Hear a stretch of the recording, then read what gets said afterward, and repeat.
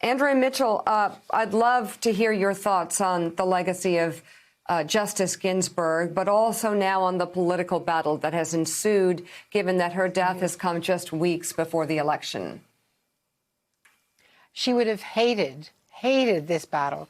This is exactly what she was hoping to avoid, why she was hoping to hang on, even though she had pancreatic cancer and was clearly struggling, but still wrote a stinging, stirring dissent in a July case. So just recently was still writing strongly, so that the fact that she was failing at the end, at that point, according to Nina Totenberg, who knows her so well, better than any of us, unable to do those legendary workouts that were seen in the documentary, the fact that she was still in pain and dealing with all of her medical issues did not stop her from doing stellar work.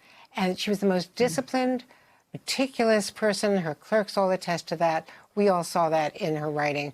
And the fact that she had suffered incredible discrimination as a young woman in the 50s and 60s and 70s, and still went on to become an incredible litigator, arguing and winning 5 out of 6 cases in front of the Supreme Court from 1973 to 1978, being a strikingly important member of the D.C. Circuit, but believing in consensus and collegiality. She wrote in 2016 that collegiality was central to the mission of the Supreme Court. And it was really impressive that all of the justices, Clarence Thomas, all of them on polar opposites of her, wrote incredibly personal, moving tributes to her that they released on Saturday.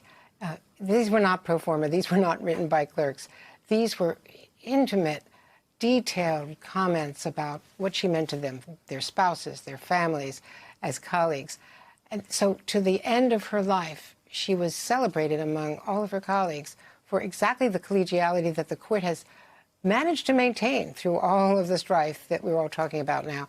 This political hypocrisy right now that we're seeing from one side is just incredible. When I was watching last night, the gymnastics, the verbal gymnastics of trying to establish that there were all kinds of footnotes to what they said so clearly in 2016 and 2018. And as Claire McCaskill pointed out earlier, when Lindsey Graham talked about this and declared to Jeffrey Goldberg at the Atlantic Forum, you know, that if this were to occur in the election year, that he would not, and he would likely be the Judiciary Chairman and save the tape, remember my words, I would not hold a hearing, I would not proceed with a confirmation. He never said then that it was now okay because of the brutal Kavanaugh fight. And the Kavanaugh fight had already happened. So there are so many excuses, so many rationalizations right now. And I think it's quite possible the voters will see through that. You know, Doris, a lot of Americans think that politics is tougher than it's ever been. Of course, all you have to do is read the history of the 1800 campaign. You know, George Washington, even before that, before his death, thinking the American experiment was doomed. And Thomas Jefferson, as he moved towards his deathbed, thinking the American experiment was doomed, all because of the harsh partisanship.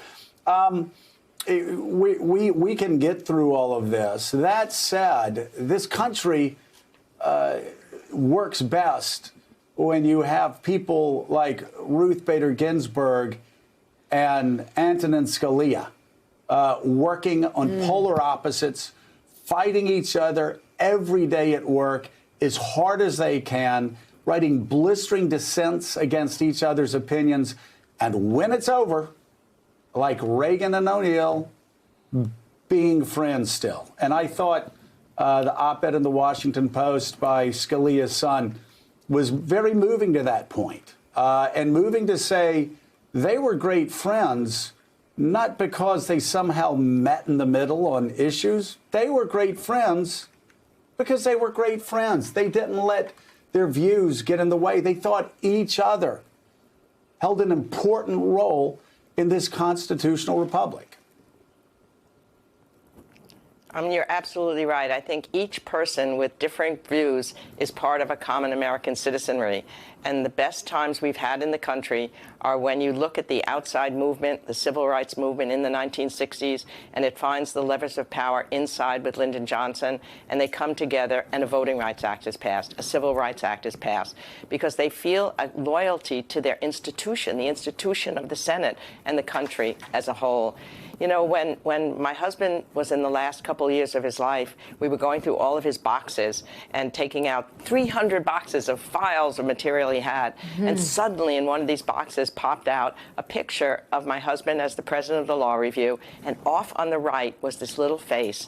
And it was Ruth Bader Ginsburg, one of only 2 women in the Law Review, one of only 9 women out of 500 men at the Harvard school at that time. And meanwhile, my husband's writing a letter to his friend saying that all the third-year students are being romanced by law firms all over the country. They're flying to Milwaukee. They're going to San Francisco. They're getting fancy dinners. They can stay in the partners' homes in the summer while the partners cavort in Europe because they so want those people in their law firms. And she cannot get a single job in New York. And then the key thing is, does that create bitterness in her? Just the contrary. She wants to open the doors for all the people who will come behind her. And even when the dean of the Harvard Law School says to the women, those 9 women, you know, you're taking the place of a man. In other words, what are you doing here? And then they all decide, we know what we're doing here, and we're going to make it work. There was a power of example in this woman. You're right. It's not only how she was able to deal with Justice Scalia, collegiality, teamwork. She worked so damn hard. She one time said, I don't have talent like a great opera singer that I might love. It's work. She worked. She hardly ate. She hardly slept.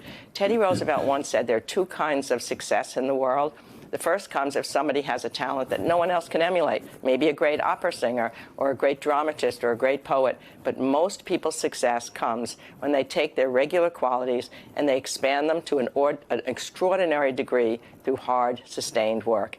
And that's an incredible example she left to us from the beginning of her life to those last years when she's holding on to keep staying at the Supreme Court, keep her work up despite having cancer, despite in the early days being a first-year law student, having a 14-month-old kid at the same time, and then her husband has cancer the next year. Wow. She's taking care of him. Wow, is that an example for all of us to follow? No wonder people are bringing things to the Supreme Court. It's an extraordinary thing when that kind of outpouring takes place. It means it's an emotional thing that has been lasting and sometimes in people's hearts.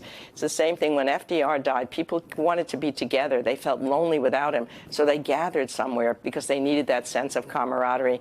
And that's what we've seen with Ruth Ginsburg. That doesn't happen very often. Yeah. And it's a very special thing that's happened. It's incredible. You know, thanks for checking out MSNBC on YouTube. And make sure you subscribe to stay up to date on the day's biggest stories. And you can click on any of the videos around us to watch more from Morning Joe and MSNBC. Thanks so much for watching.